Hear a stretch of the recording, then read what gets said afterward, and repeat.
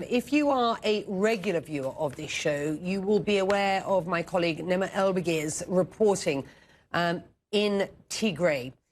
She's been there recently with the team. Exclusive reporting from Ethiopia's embattled region. Our crew witnessed Eritrean soldiers obstructing aid to the region. This despite statements from Ethiopia's government that Eritrean soldiers had withdrawn.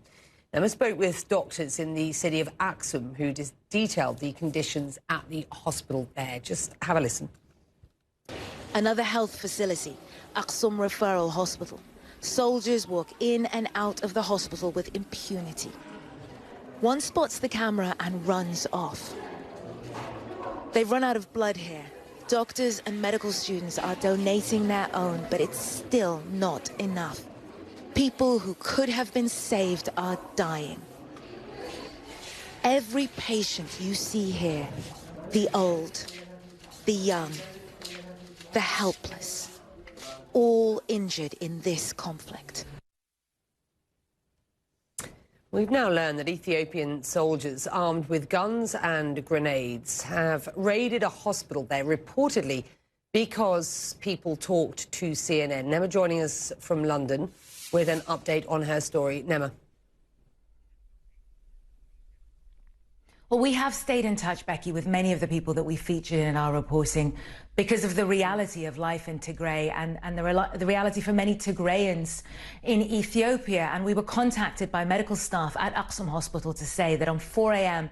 on Sunday, they were raided by Ethiopian soldiers armed with grenades, with machine guns, attempting to go from ward to ward, and in fact were able to go from ward to ward into the medical student dormitories, harassing and interrogating doctors, accusing them, because they spoke to us, of tarnishing the country's image.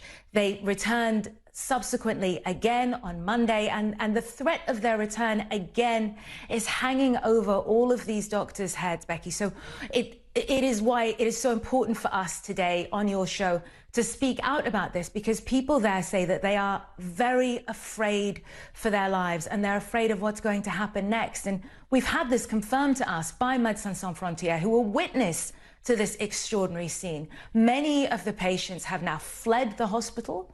Doctors say that only those unable to run are the ones who still remain. And the doctors say they are remaining as long as their patients do, as long as their patients need them, Becky, in spite of the threat. This is remarkable. Just how worried are people? Just how concerned are people about the threat?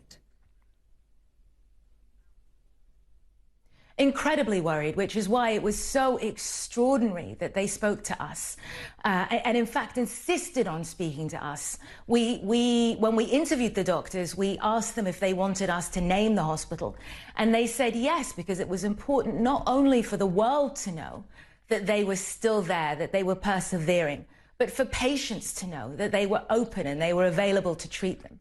So in the face of that, for them to be attacked, to face this level of retaliation, and this comes after the US Secretary of State, Antony Blinken, in the aftermath of our reporting, really went after the Ethiopian government at the weekend, criticizing them for not meeting their promises to the world with regards to Ethiopian withdrawal. So for this to happen, in spite of this level of scrutiny, it really allows you to understand why so many Tigrayans feel that the world is not doing enough. Because if Ethiopian soldiers can behave with this level of impunity at this point of international pressure and criticism, then it really explains why they are so afraid for their lives and why it is so extraordinary that they continue to speak out, Becky.